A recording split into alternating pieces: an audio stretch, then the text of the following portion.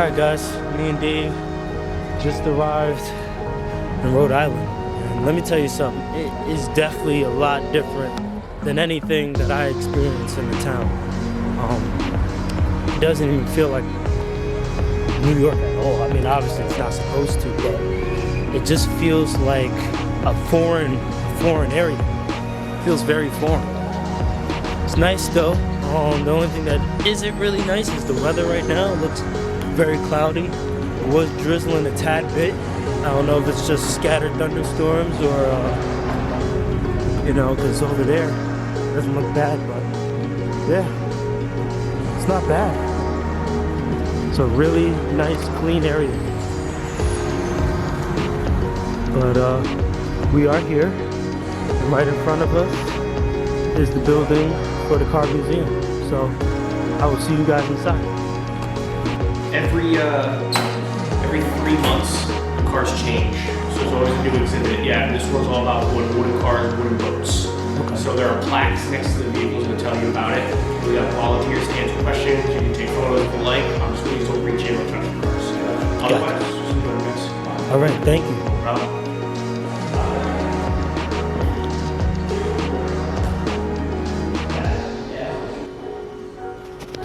Know anything about this car, David? My first time seeing it, actually. This is a 1952 Monty. Only 2 wood trims. There's only 2 of these things left. That's crazy. Yeah, never heard of this car, but very interesting seeing it for the first time. It's a V6 transaxle. And we got a boat. And we ride a boat. You got it. Better get this instead of the ball. You're driving on the wrong side. Yep.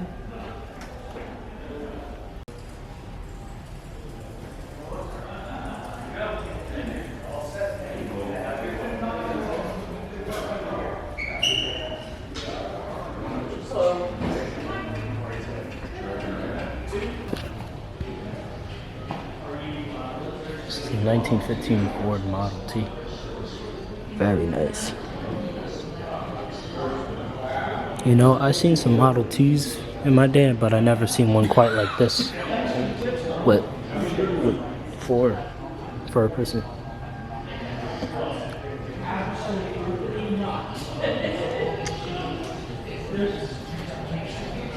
See it.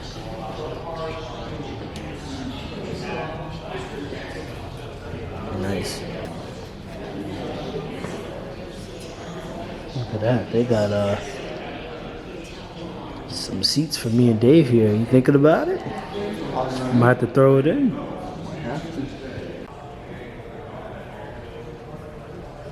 Fancy, huh? I couldn't even imagine how much this thing is worth right now. Oh, millions.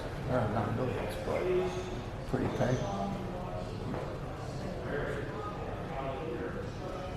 Something you stick your gun in there. I don't know. It's definitely history though, but you see how high they sit up on the top here? But if you think about it though, I think this was like, you can, no matter what side, no matter what, you could probably strap a horse to this side or this side, and you had the guard, like if you were someone of importance, I guess, you had your security sitting in the back, and whoever was riding sitting in the front. Right. I guess, actually no, I think the horses are on that side. Well, there's, The footrest. and then there was people in here too. I Yeah. think whoever was important that was actually getting ridden was in here.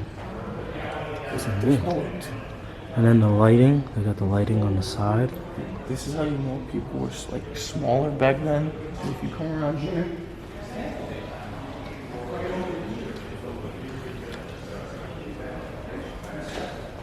there's no way that both of us are fitting in there. I mean, at least comfortably, at least. Yeah, definitely not comfortably. I don't know. There's only one way to find out, but we can't. Truth be told. The camera. An example of how it's supposed to look. This is the look at 1951 Fiat 500C. Very small car.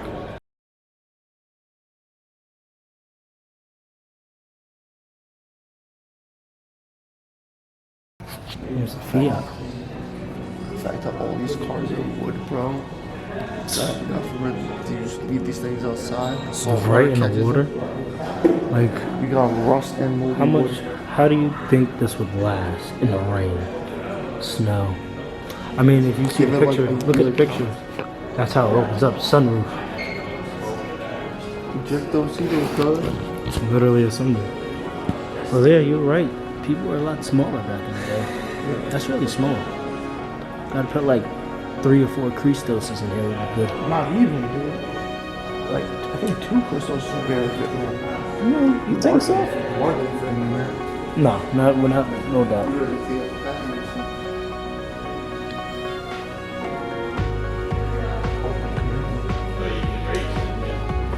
can see the battery tender wire. Oh yeah, you can see the battery tender wire right there.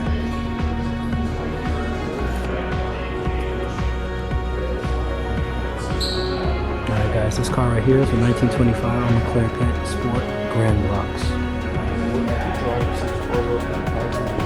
Yeah, you see the switches? How the seats were made. So you got the mixture of metal and wood. How about this blue inside of the store? Whatever damn, like it seems like patina. Whatever's damaged on here, they just leave it. Right. Yeah.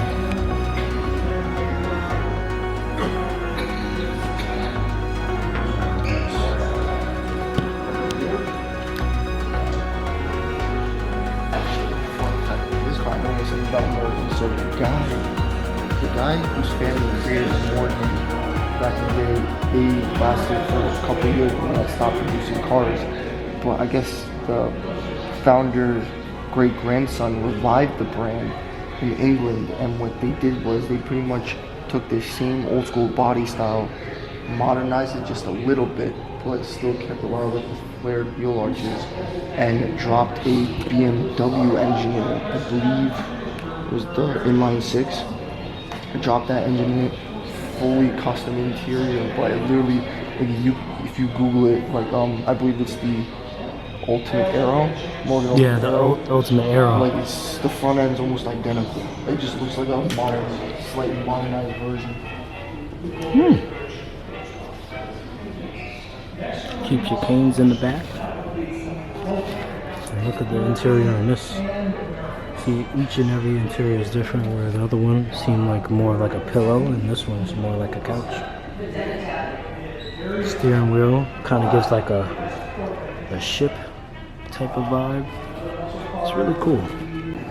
So this is the picture that Dave was talking about. Look at the similarities between the two. And if you come around here, you notice the flared wheel arches. Pretty much identical styling design. Even the side vents on the hood. Yeah, I see. Wow. You're right. You got it spot on. I would have never known that. Bugatti. This is where Bugatti started. Some of y'all don't even know that Bugatti had to start somewhere. It wasn't always fast like how they are today. Gorgeous. Wonderful. Wheels and all.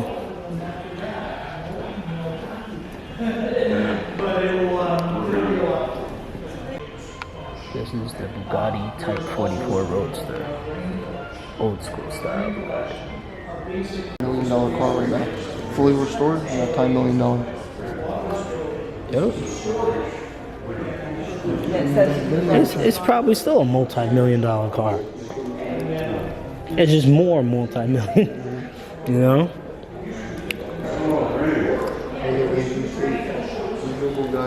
Yeah, Andrew Tate. Come and show out this Gotti right here. 1904 Deluxe wide body wagon. See this guy's right here? This is a 1944 Deluxe wagon. Woody wagon. Woody.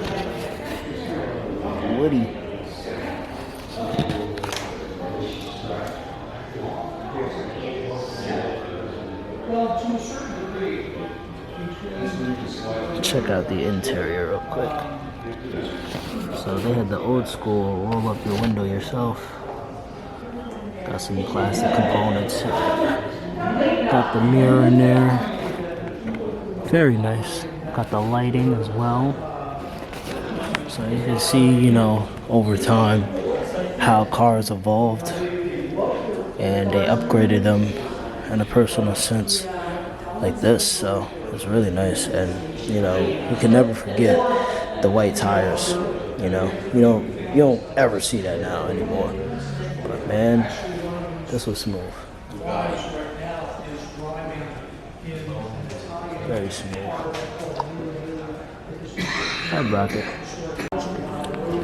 And over here, you got the Rolls Royce. It's a 1914 Rolls Royce.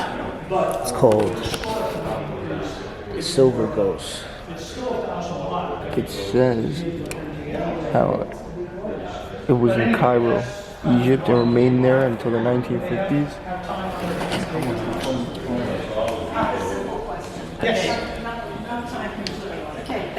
Royal Family Seal. Royal Automotive Club, the Egypt. Let's take a closer look. Not necessarily. A lot of them did, especially if they Guys probably have no idea how expensive this car is. but it wasn't a must-have type thing. Guys probably think your 1,000 horsepower Evo would be as expensive as this, but no. You think Rolls Royces had shag carpets now? You even got them shit back then, yo. Look at the carpet. What car you know got what car do you know got a welcome mat when you enter it? What is this?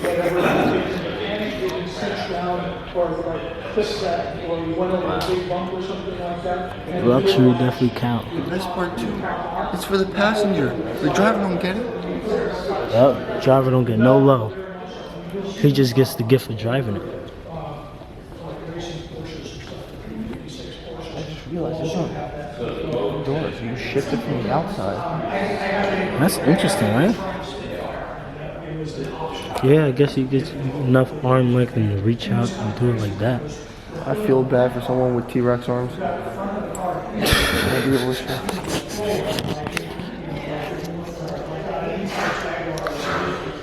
And this is where they keep their spare tire too.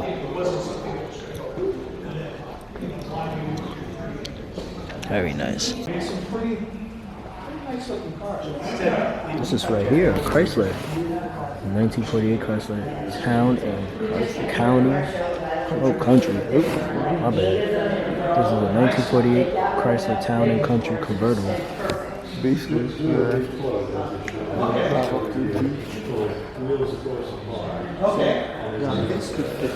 comfortable. Oh yeah, big body. This is exactly big body and all that. This and along with the wider over there. Can you imagine how this must feel going down the road, bro? Sailboat. Probably super smooth. Look at that interior. The gauge and everything. I could take a nap between those seats. Alright guys, well, it's actually shorter than I thought. For this one anyway. Very interesting stuff, but you heard the man up front. There is something new every 3 months, he said? Yeah. So every 3 months, there's always something new in here. So we can always come and check it out or just go on the website and see what's going on. But yeah, on to the next one. Let's go check it out. Let's go check out the other one. Yeah, well, that's the drive. There's no walking to that. Yeah, so talk about it. What did you think about the first museum so far? So the first museum was great. Beautiful, very quiet, intimate place. Now, in my personal opinion, like I thought it was gonna be a lot bigger, like through the photos. I didn't know that every 3 months it recycles. But in my mind, that's a good idea because you intrigue the audience. You intrigue the people to come back even more. Now, the guy said next 3 months is muscle cars. I'm a huge fan of muscle cars, and I can't wait to see in the next 3 months what kind they're gonna have. They're probably gonna have some old school Dodges, maybe some Ford, Chevys, you know, the typical trio. But no, like I said, it's a genius marketing idea because if you throw everything at once, you know, you see everything, you'll get bored and you'll leave. But if you keep them coming back, you know, it's like, you know, a little piece of candy at a time. You know, like that Family Guy episode, little piece of candy, little ooh piece of candy. Yeah, ooh, piece of candy. Exactly. Now you just, you know, slowly fishing them along. But the guy was cool, and they even are trying to create a bigger concourse like Pebble Beach, and he mentioned that he's trying to be the East Coast version. So all my guys on the East Coast that wanted to go to Pebble Beach but can't, now come Prepare to Rhode for Island. some fire. Yeah, coming prepare soon. for Rhode Island, man. So now you guys, you know, 3-hour drive, it's not that bad, rather than, you know, however many hour plane ride. Yeah. Also, one thing I had to chime in for a sec before we head out to the next museum. Most people wouldn't even come and try to experience it. I feel like people will come and kind of understand it, but wouldn't appreciate it. Yeah. Because it's just different. I came here to understand the history of cars, not just to be around 1,000 horsepower, 4-bangers, 6-cylinders, BMWs. Like, I seen that oftenly, so I want to see something It's totally different. It's cool to see where cars have come. Like, everyone's used to it, like 1,000 horsepower this, crazy shit that. But it's cool to take a step back in history. Like, you guys learn about history in school all the time, you know, about Julius Caesar and all that crap. But, you know, for the car guy, for the car enthusiast, we don't have a history class to sit in and learn this. We mostly just experience it through books or stuff we see on YouTube. But to go to these museums and actually see what cars started off as. I mean, everything in this museum today was wooden. Wooden, metal, and then the seats were, when it's luxury, it was kind of like a chair. It was like a couch. Yeah. And then other ones were like clothy, like a pillow. It was Yeah, weird. everything from like horse carriages to like actual like engines. They even had a Bugatti. I believe it was a Type 44. You didn't even realize it was a Bugatti. Yeah, exactly. I saw it. I didn't even know until I read the plaque, and I was like, oh shit, it's a Bugatti. Granted, it was like stripped down, bare metal, you know, with the engine showing, but still, it's amazing to see how like a Bugatti started off as, and now what it is now. Right. Every car has its starts. You So know? it's really cool. It, like, some people may find it boring, and trust me, like I found it a little bit boring in the beginning, but when you start to walk around and see what else is there, it really opens your mind and think like, wow, like this is crazy. They even had some cars. Now, a lot of them were in pristine condition, restored, but then they had other ones that weren't restored. And you could see how the wood deteriorated over time. You could even see like the little mold spots, which, you know, for a coastal town like Rhode Island is, I'm surprised that whole exhibit is not rusting out right now. Oh boy. But Let's see how far the other one is.